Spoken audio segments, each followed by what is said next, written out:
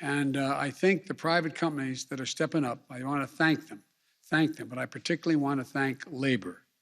Willie Adams of the Longshoremen and Warehouses Union, who is here today, the Teamsters, the rail unions from the Brotherhood of Railroad Signalmen, and the International Association of Machinists, to the American Train Dispatchers Association, to Sheet Metal, Air and Rail and Transportation Workers Union, known as SMART. I want to be clear.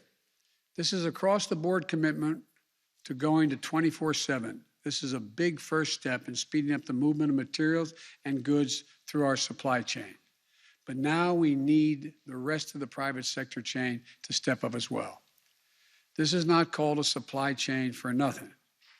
This means that terminal operators, railways, trucking companies, shippers, and other retailers as well. Strengthening our supply chain will continue to be my team's focus. If federal support is needed, I will direct all appropriate action. And if the private sector doesn't step up, we're going to call them out and ask them to act.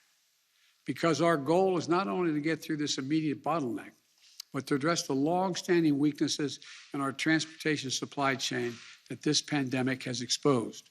I might add, parenthetically, one of the reasons why I think it's very important that we get the infrastructure plan passed, my infrastructure plan. And that supply chain system is almost entirely in the hands of private business. The world has changed. Prior to the crisis, we cheered the focus on lean, efficient supply chains, leaving no buffer or margin for error when it comes to certain parts arriving just in time is needed to make a final product. And our administration, Barack and ours, that's where it was just in time was the focus.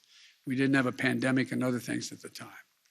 We need to take a longer view, though, that invest in building greater resilience to withstand the kinds of shocks we've seen over and over, year in and year out, whether it's the pandemic, extreme weather, climate change, cyber attacks, or other disruptions.